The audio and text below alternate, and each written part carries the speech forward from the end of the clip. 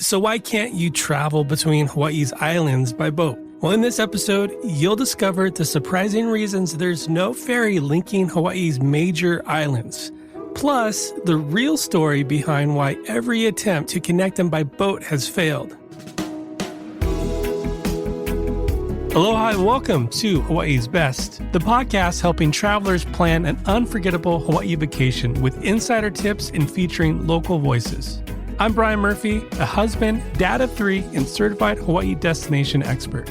Each week, I share local insights, travel tips, and up-to-date news, sometimes with guests across Hawaii and sometimes solo, all to help you plan your next trip to Hawaii.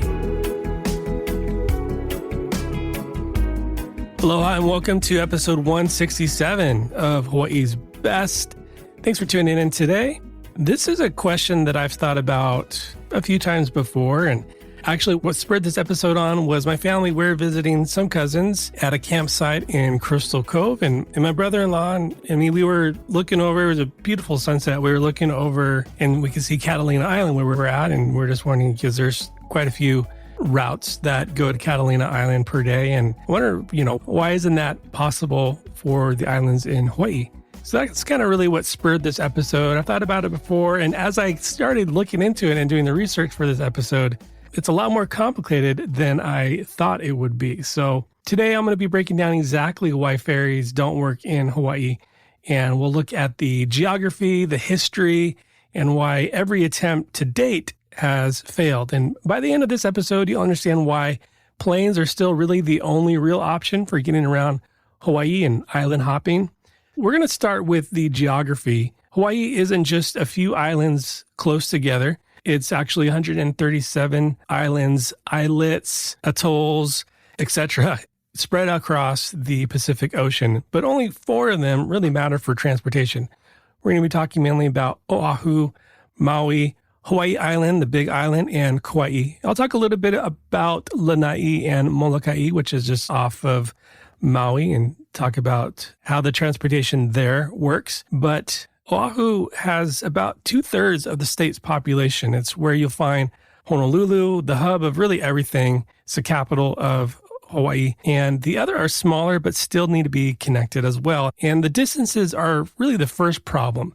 Oahu to Kauai is 100 miles. Oahu to Hawaii Island is 150 miles. So it's like driving from New York City to Baltimore. But instead of highways, you're crossing deep ocean. And it's not just any ocean. It's really some of the roughest waters in the Pacific.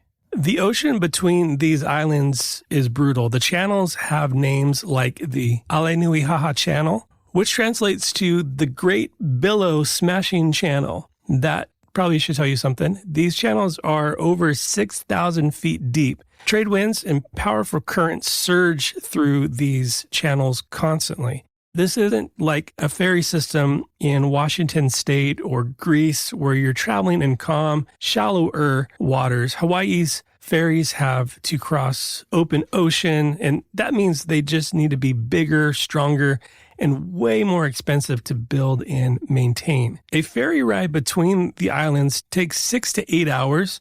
Compare that to a 30-minute flight. And those 6 to 8 hours are spent getting tossed around in rough seas. Seasickness is a real problem for a lot of people. And many passengers who tried Hawaii's past ferry services never came back because they couldn't handle the rough conditions.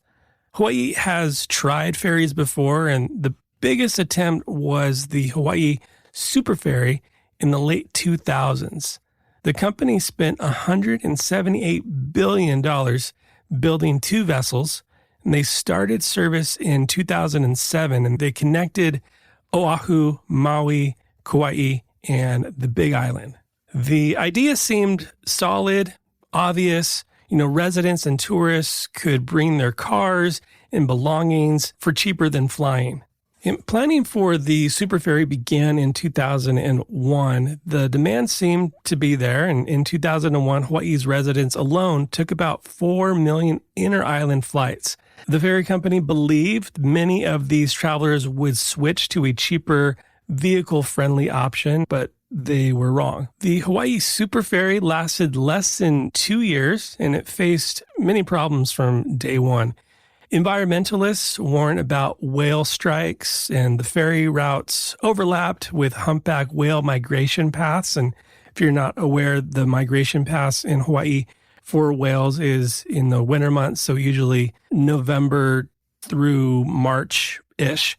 There were also concerns about invasive species. Hawaii is extremely protective of its ecosystem, and critics feared that allowing cars could spread species across neighboring islands.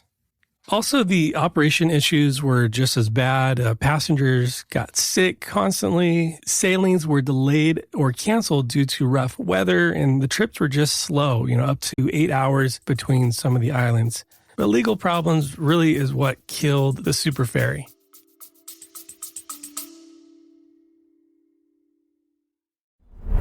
I just want to pop in here and say if you found any value in listening to Hawaii's Best is to simply follow the podcast on the app you're using right now. If you're on Apple Podcasts, just tap that little follow button in the top right corner. It's that easy, and doing so helps more people like you who love Hawaii find the show. And now back to the episode.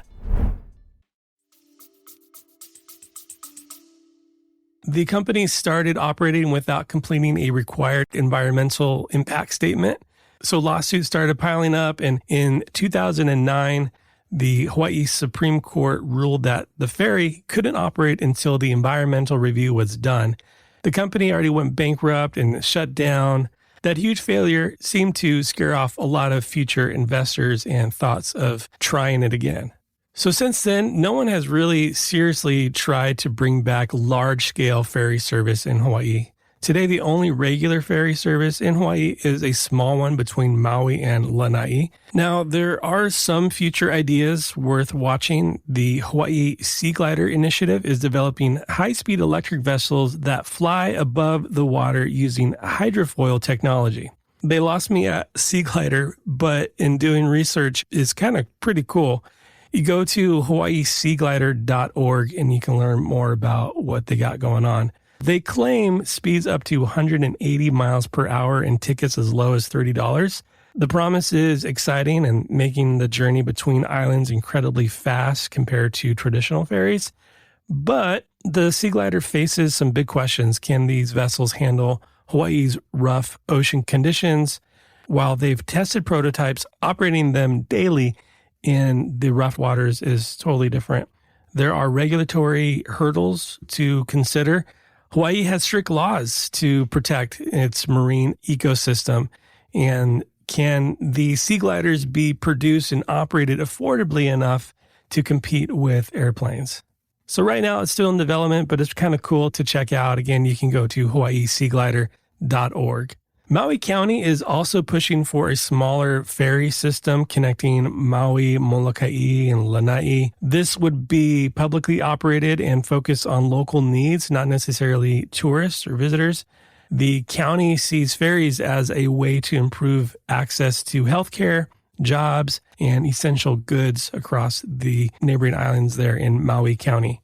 But really, any future ferry system faces the same basic challenges. A 2017 study found that a statewide ferry system would need heavy subsidies to survive. In the infrastructure upgrades alone, new terminals, screening areas to prevent invasive species would cost millions. And without a large, consistent customer base, it's hard to see how a ferry system could survive without government support. For now, planes still dominate the option for island travel. A flight from Honolulu to Maui takes about 30 minutes, just enough time to get up, cruise, get your pog drink, and then come back down for landing. Airlines like Hawaiian Airlines have invested in Hawaii's existing airport structure, and obviously now with Southwest in there. I'm curious what's going to change with the Alaska Hawaiian merger, if that's going to change inter-island travel at all. But the reality is planes, they can just move more passengers faster, making them more profitable. And really, Hawaiian Airlines has dominated the inter-island flight market for decades. But one of the biggest complicated questions to answer, it comes down to environmental concerns. And planes burn more fuel and produce more carbon emissions, but ferries risk spreading invasive species and causing marine life harm. So Hawaii has to balance this connectivity with protecting its fragile ecosystem, and really any transportation solution has to respect Hawaii's people and environment. So that's really why you can't travel between Hawaii by boat. I mean, you can do the cruises and that can work, but as far as like island hopping or going from Maui to Hawaii Island or Hawaii Island over to Kauai, really it's going to be planes and it's going to be island hopping that way. So I hope maybe we learned something new today. This was eye-opening for me. I didn't know the whole story about the Super Ferry and the failure and all that stuff. And obviously the sea glider, that's kind of a cool thing. But I hope you found today's episode interesting. And that's why Hawaii doesn't have any ferries. If you enjoyed today's episode, would ask you to just hit the like button on Apple Podcasts or Spotify. All right. And until next time, my friend, as always, live with aloha. Mahalo for listening to this episode of Hawaii's Best. To stay up to date on future episodes, hit follow on your podcast app. Hawaii's Best is a production of Shorebreak Media Group with editing by Easy Podcast Solutions and music courtesy of our friends Stick Figure.